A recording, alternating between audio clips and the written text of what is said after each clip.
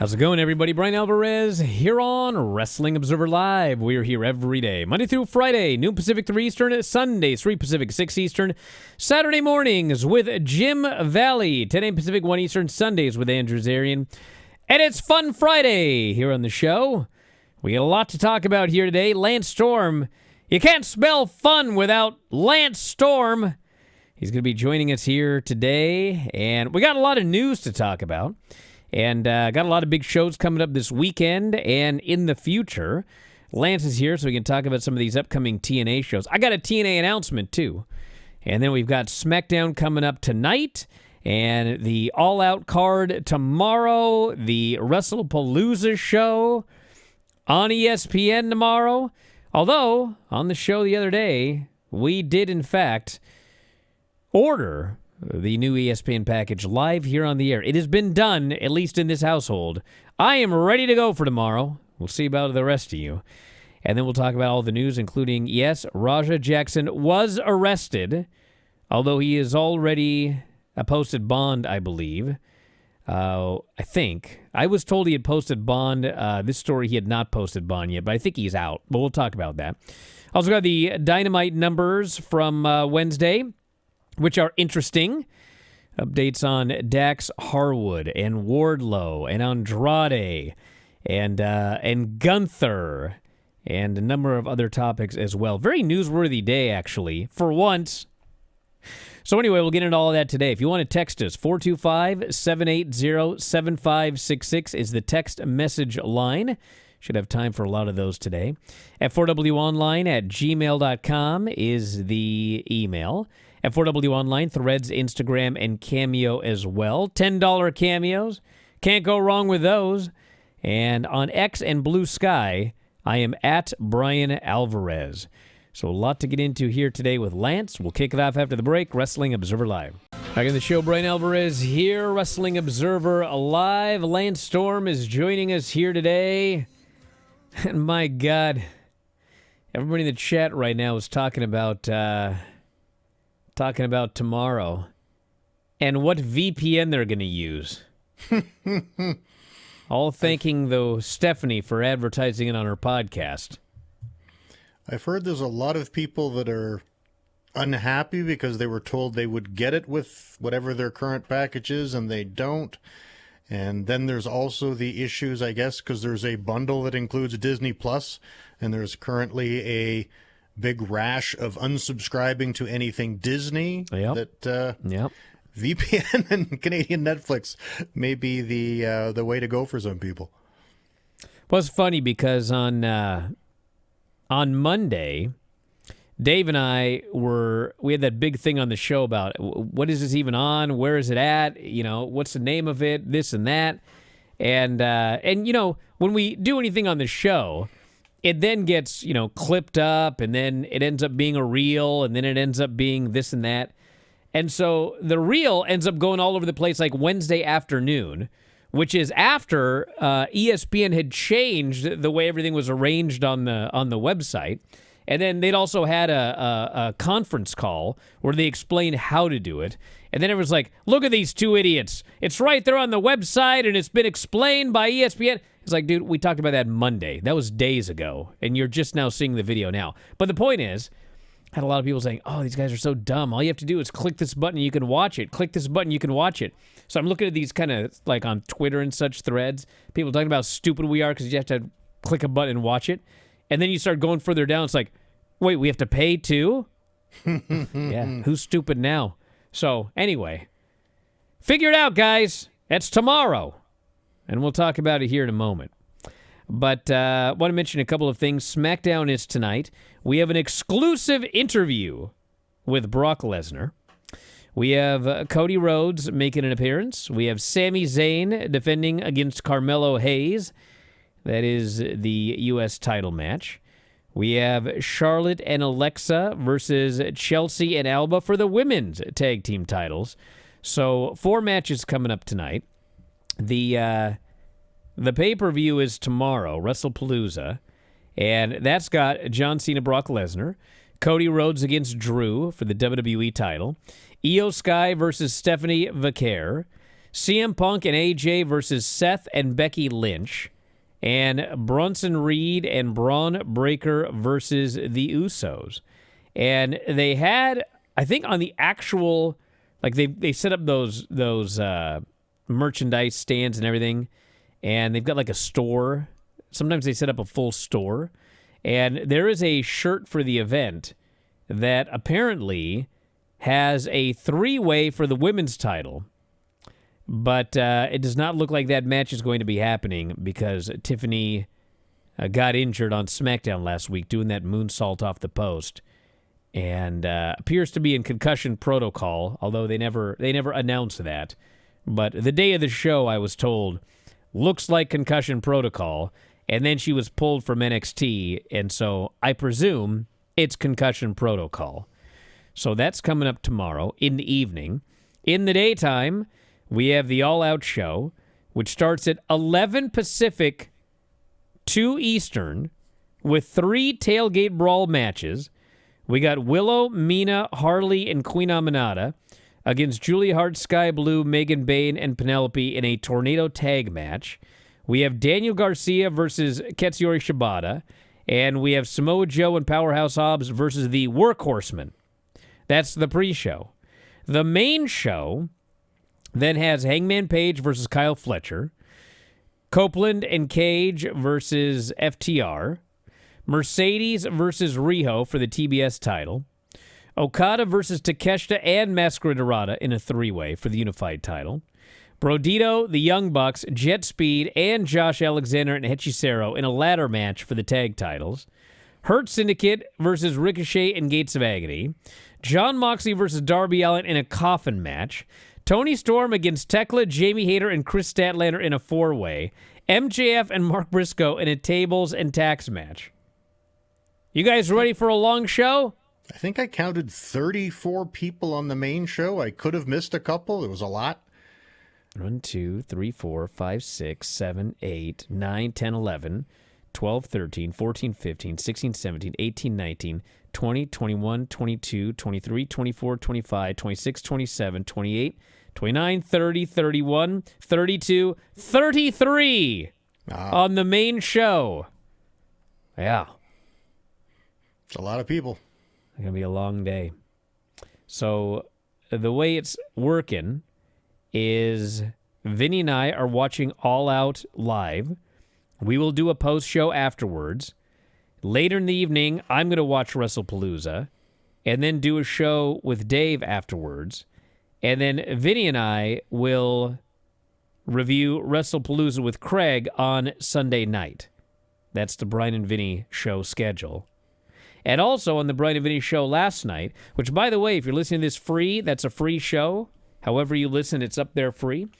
We have, I have decided, I made this decision, that starting the week of October 1st, because it just happens to be 20-year anniversary of the debut of TNA Impact on Spike TV. So we're going to start watching 20 years ago on TNA Impact from 2005 on, which I remember a lot about that period, but a lot of people romanticize the period. I believe more than is justified, and we're going to find out for sure as we rewatch it. And that'll be starting every Tuesday. Every Tuesday will just be 20 years ago on TNA Impact. You can watch the shows on TNA Plus. They may be on YouTube for all I know. But we're going to go back and watch the glory days of TNA, which, in fact, people romanticize about enough that the beginning of the actual turnaround for TNA over the last couple of years was when they rebranded back to TNA. Mm-hmm. But just for a plug, if you're considering subscribing to TNA Plus for the October 1st, 20 years ago today retro shows, sign up this week, because this coming Friday, you'll be able to watch Victory Road live from Edmonton as well. Yeah, why don't you give us some thoughts on these matches? We got Ash by Elegance versus Masha Slamovich for the knockout title with Indy Hartwell as a referee. Yep. What can you tell us about these matches? Again, JC Jane beat Masha for the title. Ash was the one who brought it back, and now Masha wants her shot at the title. And Indy Hartwell has the winner at Bound for Glory in Lowell, Massachusetts in October. I see. All right, we got Leon Slater and Myron Reed for the X title. Yes, going to be a classic old-school TNA X Division match. Should be fantastic. Heather by Elegance and M by Elegance versus the Inspiration for the Knockouts tag titles. Yep, they've been feuding for a while now, so this should be an interesting one. Steve Macklin and Frankie Kazarian. Yep, just recently announced. Title. Yep. I think it was just announced last night. And Ali versus Moose. Really? Yeah, Mustafa Ali versus Moose. Says right there, TNA Victory Road, September 26th. Okay. I must be confusing the match that they're involved in for Bound for Glory. I don't see anything they're doing for Bound for Glory yet. Well, no, but I have a match in my head that isn't this one, so it's probably the one for Bound for Glory, and we'll leave it at that. I see. Well, we got to talk about that after the break. We got a lot to talk about after the break. We'll quickly get through the news, and then I'll get your thoughts on this title for title match on NXT next week. What do you think about them apples? All right, back in a moment. Observer Live. In the show, Bryan Alvarez here, Wrestling Observer Live. And yes, this weekend is the first weekend. The WWE shows will be airing on ESPN, and AW shows will be airing on Max. If you want to save the $10 and get them through Max. So there you go. Yeah, this Tuesday, it is Trick Williams and Obafemi, title versus title. Winner allegedly will leave with both belts, which makes everything very weird because Santana is supposed to face Trick for the TNA title at Bound for Glory. And I think we ain't seen a title change. I think there's going to be a schmaz TNA invasion. But that is certainly a monkey wrench thrown into the cog of the wheel. I don't know. There's a degree of problematics with the logic because, yes, Trick and Santana is booked, signed, and promoted for Bound for Glory. So I would really hope at least Trick retains. If he gets both belts, sweet. But yeah, like you say, I wouldn't be surprised terribly if there was a run-in and an indecisive finish here. Were you one of the 85 TNA talents that tweeted out your anger for this match being booked? I did not, no. So you're not going to run in next Tuesday? I don't even have Twitter. I guess right. Were you the one guy on Blue Sky that was angry about it? So that show also has Ash or Masha versus Indy. Guess I could have read that first. The Hardys versus Team 3D in a... This is Bound for Glory now, not... Yep, tables match, right? Not Victory Road that's coming up, but yeah. Tables match? Is it? I don't know. I thought it was. It doesn't list it as that here, but I thought that's what it was. But we do have a hardcore war. Ali, Agent Zero, John Schuyler, Jason Hotch, and Tasha Steeles versus Moose, Brian Myers, Eddie Edwards, JDC, and Alicia Edwards. So that's the lineup for Bound for Glory. That show's coming up October 12. All right. Yes, everyone... What, Yeti, what are you mad about? What did I do now? I can't even read what he wrote. I must have said something dumb. Raja Jackson has been arrested and charged with a felony in connection with an incident involving Psycho Stu last month.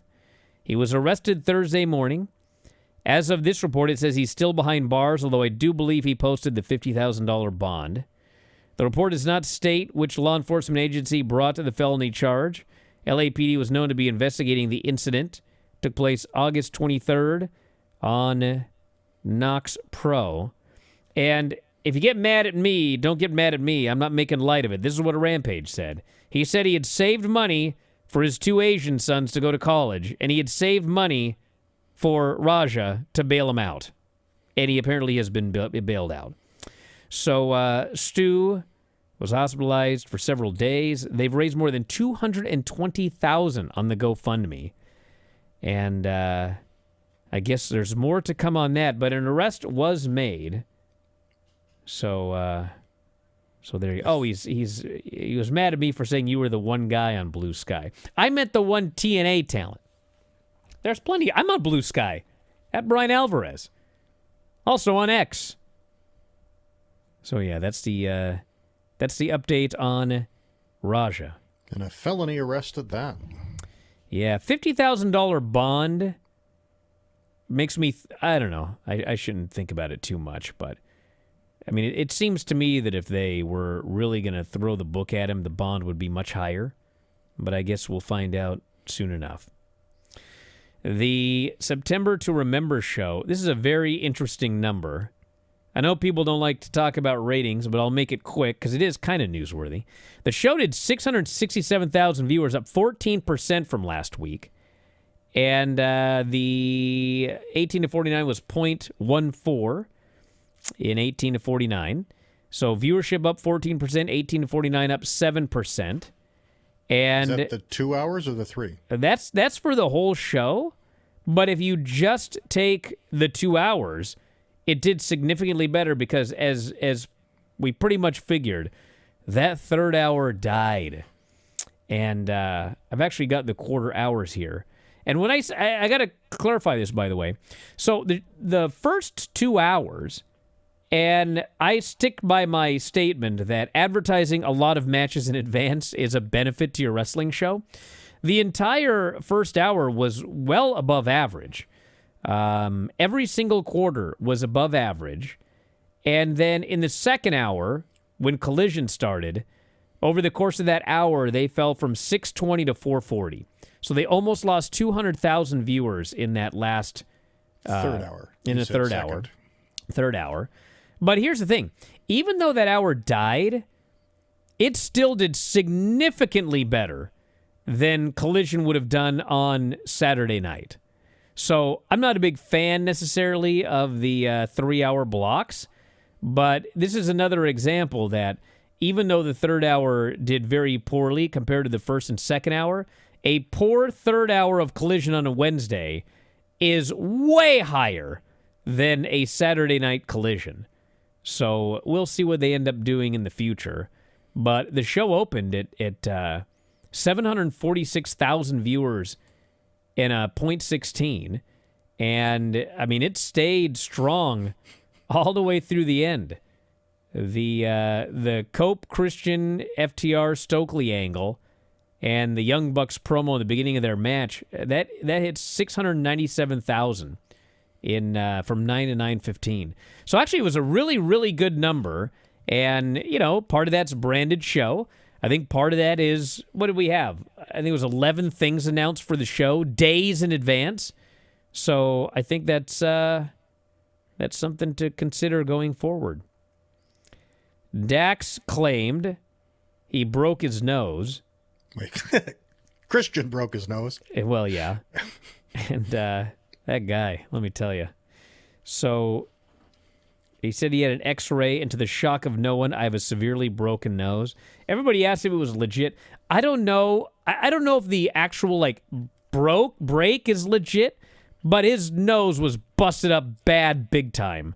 And I think there's a very good chance that's 100% legit.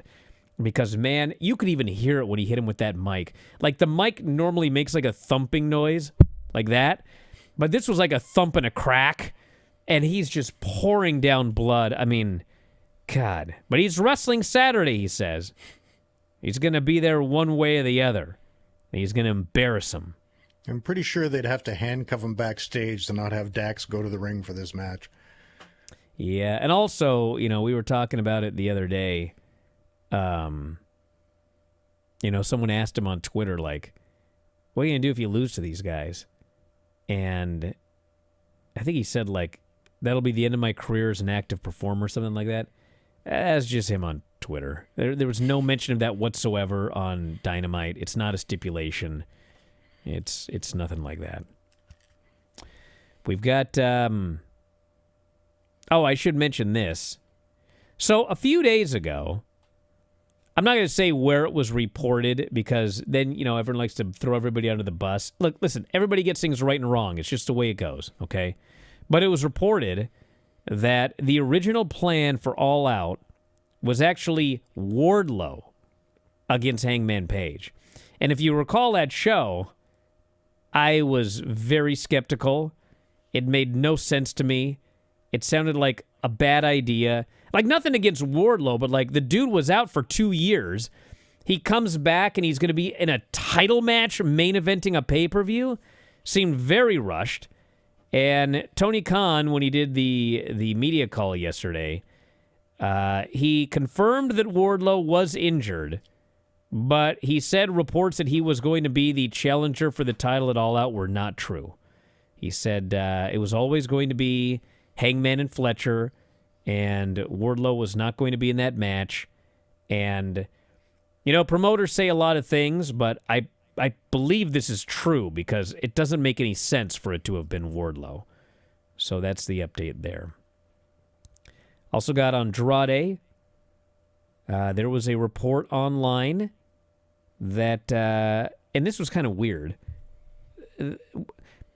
He was let go for whatever reason, okay? But there was a report online, might have come from the Observer, I haven't read it yet, that one of the things that they weren't happy with was his English speaking ability, okay? Now, I don't know if that's true or not, but it seems weird because they have a lot of people on that roster who speak very poor English, and they're pushed very hard. So, for example, Stephanie has a rough time. They push her. Asuka's promos are almost entirely in Japanese. Same with, like, here's the question. Is Andrade any worse at speaking English than Asuka, Kairi, Stephanie Vicaire, who else? Julia, Io. He's no worse than any of them. So I'm a little bit skeptical of that story. But I do know that there had been discussions about bringing in, remember Jose the assistant from AEW. They were going to pair them up, and Jose was going to do, I don't know if it was like 100%, but like they talked about the possibility of him coming in as a duo, and so he could do some of the promos for Andrade. I never had a problem with Andrade at all. I thought his promos were great when he did his promos, but yeah, I've never not been able to understand him. No. And he's got kind of a cool accent, really, when he tries. So they had talked about that, though, so apparently there was at least something to it. But anyway, we got more after the break, and we'll take your text messages today. No phone calls. Text me your questions for Lance and myself. 425-780-7566. That is 425-780-7566. More after the break, Observer Live. Back on the show, Bryan Alvarez here, Wrestling Observer Live. Lance Storm joining us here today. If you want to send in your Q&A questions, do it right now. 425-780-7566 is the text message line. That's 425-780-7566. So, Gunther, according to the Observer, is expected back very soon. He's been off for 2 months after they did an injury angle to explain an upcoming surgery for a nose issue. And I would say that expected back very soon means tomorrow. That's pretty much what I was told. So he should be back tomorrow, and if not, very shortly thereafter. But Triple H, what was that? Who caused his injury 2 months ago? Well, the alleged injury. Yeah, the angle. I think it was CM Punk smashed his face into the announce table. So basically they did the same thing they did with Harley Cameron, smashing the face into something. Oh, that's right. I remember that because I was frustrated that they credited him getting tripped and falling face first on the desk rather than the 2 GTSs he did next. Yes. Well, the guy wears knee pads. The table's much more devastating. So yeah, that's the update on him. And yes, Triple H did a press thing or something today and said it'll be a big show tomorrow. Lots of surprises, he said. So I would presume that is one of them. There was a interview where Nick Khan I guess he was talking to John Arand about when they decided, hey, we might be able to get some money to go to towns. He said the light bulb went off when he learned that UFC got $3 million from Salt Lake City for an event. He said, I looked at our current WrestleMania deal. We were getting around $150,000. And what I call posters around the city, which is value in kind. So we got an economic impact report, and we got into the subsidy business. And that will peak in 2027 when they make about $120 million from, and it might even be more. I mean, it depends on what the main, if they get Rock and Roman Reigns in the main event, and they got 2 nights of WrestleMania. Actually, when I think about this, it's like they were making 50 to 60 million for one crown jewel, okay? So they're going to get not just a crown jewel, which if you ever watched those shows, they were like house shows. They're getting a WrestleMania. 2 of them, presumably. Exactly. They're getting a second night of WrestleMania. They're getting a SmackDown. They're getting a Raw. And then like whatever they do with the Hall of Fame. They're getting 4 shows. They were getting $60 million for a show. So, like, all of these stories about how they're going to make a minimum of, like, $100 million is chump change, I think, at this point. When you think about what they're going to make, I'll bet they make close to $200 million for this weekend, especially if they get Rock and Roman Reigns. I mean, if it was even like straight across, it should be $120 million just for the 2 nights of Mania. But Mania's a bigger show, so I don't know what, $75 million per show? That's $150 million right now, or right there. Then you got Raw and SmackDown, the Raw after WrestleMania. I mean, I bet they make $200 million off this deal, which is much better than $150,000 for WrestleMania a few years ago. So, if you're wondering why they're going to, Saudi Arabia, now you know. $200 million would be the... If you're not sure, play Shane McMahon's entrance music. It will let you know. Yes. Here comes the money. Alrighty. Let's see what we got in the text message bin. 425-780-7566 is the phone number. Let's see. We got some email questions here, too. Who do you see taking the title off Tony Storm or Mercedes? Seems like there's nobody really in mind unless they start getting a big push very soon. Tony's very good at pushing his champions as never losing because it's easy for him because he doesn't beat a lot of people. But, like, building up the challenger for them sometimes can be a challenge. I have no idea who's going to beat Tony Storm and Mercedes. He's pushed them at a different level from everybody else. And, their women's division right now, some people might get mad at me for this, but it's my job. Their women's division right now is very much like the men's tag team division on SmackDown.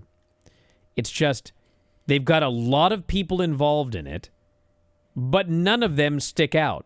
They all just wrestle each other every week. This person beats that person, this person beat that person, this 10-woman tag, this 10-woman tag, this 8-woman $100,000 match, this 4-way. It's like everybody, there's Tony and Mercedes, and there's everybody else way down here.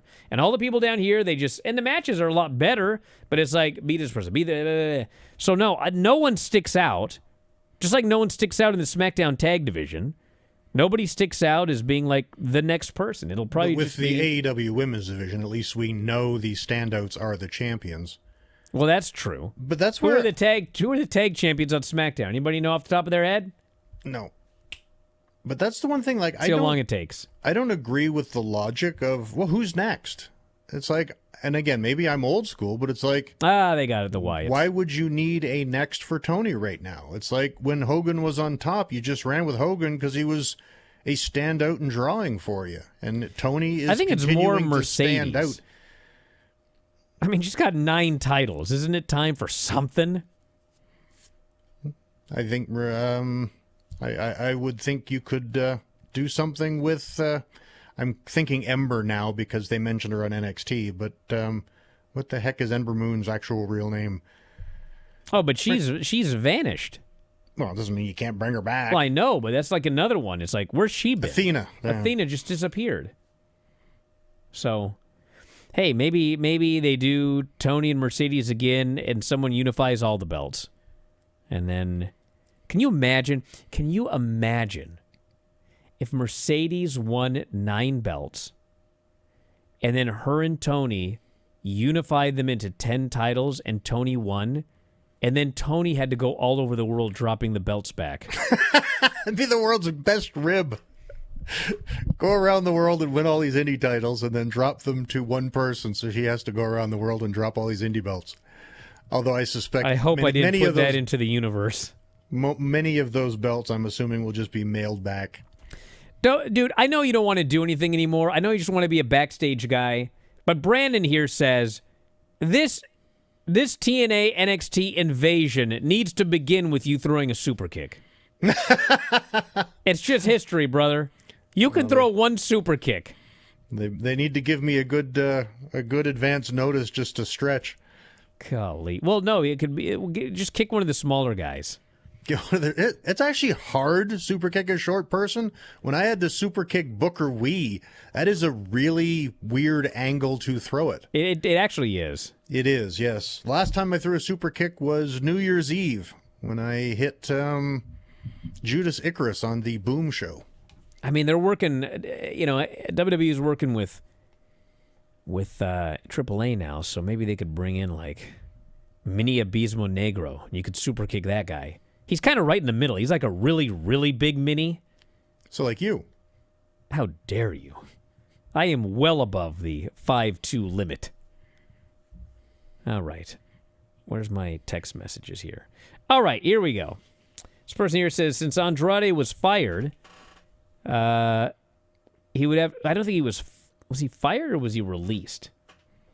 I mean, I presume he's got... Did his contract run out or was he cut? He would have a 90-day no-compete, yes. I think one way or the other. The only way you don't have a non-compete is if your contract just expires and you're free. So I think he would have to sit out 90 days. This person says, notice Triple H says lots of surprises instead of great wrestling. Well, he did say that, but I don't think that means... Let's look at the card. Cena and Lesnar... Hey, listen. John Cena's babyface matches, whatever you want to say about the guy, they've been real good.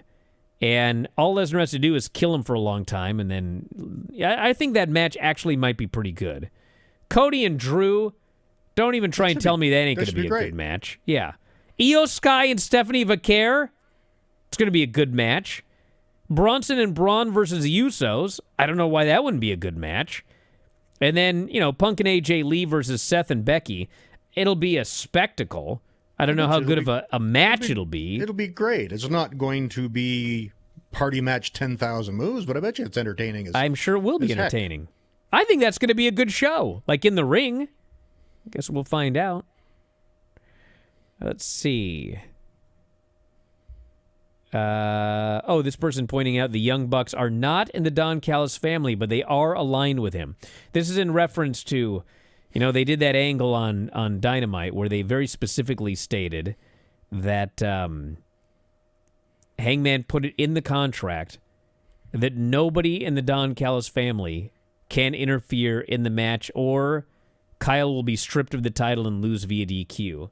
But the wording was specifically the Don Callis family. So there are, 191 wrestlers left that probably could run in during that match. I don't know that's going to happen, but they made that point that it was the Don Callis family. So, well, if those Bucks blow the rest of their money by Saturday, then maybe. They are going through that money quick. Let's see. Guys, this is Ismael from Virginia. I'm a day one AEW fan, still love the product. However, some of the hotshot booking is starting to wear on me. I was greatly looking forward to the slow burn and eventual breakup of Takeshi and Okada, eventually leading to a big-time match. But before any of that, they're thrown together in a totally random three-way with a third party that is almost never on AEW television. Of course, the match will rule, but a lot of matches rule. They should have been kept separate and add the feud build to something special. It's wasteful, in my opinion, and makes it just another part of the card. I am surprised by how rapidly they're doing that. And, I mean... But if they are going to do a long burn, and this just lights the first match, and I'm thinking like a match that you light, creating a flame, not a wrestling match, that if you just start the slow burn with striking the match here, the actual one-on-one confrontation can be far enough away that it'll feel new again. Well, I'll put it this way. I have no inside information about what I'm going to say, so don't write stupid stories on the internet about this.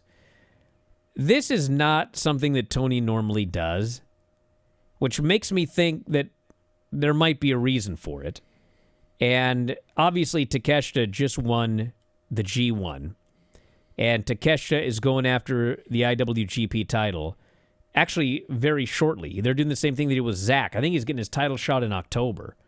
So it might be a deal where in October, Takeshita's winning that IWGP title, and they aren't going to be able to put these guys together in a singles match potentially for a long time, because presumably Tony doesn't want to beat Okada, and he's not going to be able to beat Takeshita. And so they had to put this together and get him in the ring together before that happened. I don't know if that's what's going on, but him rushing this makes me think something is happening that necessitates this being done quickly. Back in a moment, Observer Live. Back in the show, Bryan Alvarez here, Wrestling Observer Live. Lance Storm joining us here today. And this person says, Jericho should return it all in, rescue Eddie Kingston from his learning tree, and then team with him to win the tag team titles. Well, that's certainly something to do. I think they got to do that Eddie Kingston, well, I guess they don't have to, but he was injured in that match with, what's his name? Gabe Kidd. So I think they probably have to figure that one out at some point. Although it wasn't on an AEW show, so they don't have to. And Gabe Kidd's apparently dead. He got dragged off into the night. Oh, I was wondering where you're going. I forgot about the body bag thing. I'm just like, excuse me? Yeah. So that was something. This person says, don't start talking about how low the ratings are. The ratings are fine, everybody. I know they seem low, but they're actually doing fine.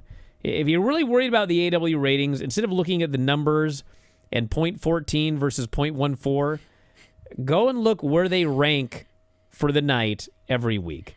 If they are consistently in the top 5, that means that whatever their ratings are, those are good ratings, okay? Don't compare them to the 90s. Don't compare them to even 5 years ago. Where do they rank in the cable ratings for the night? If they're in the top 5, they're doing great. If they're like, what was that? I think before like NXT got hot, like sometimes they'd be like way down low. Like so far they dropped off the top 100 chart. I mean that's bad. But obviously they're on a CW now. They're doing much better. So that's how you should determine whether they're doing well or not. Once they start, not being in the top 10, not being in the top 20, now yes, they're doing bad numbers. Consistently in the top 5, number 1 for the night, they're doing fine. So, anyway, we got to wrap it up. We'll be back later on this weekend with a lot of shows for subscribers. So, sign up however you're watching or listening to this. YouTube, Apple Podcasts, Spotify, WrestlingObserver.com, and enjoying the fun. So that's it. Thanks, Lance, as always. Callers and listeners over to the studio. We'll talk to you next time. Wrestling Observer Live.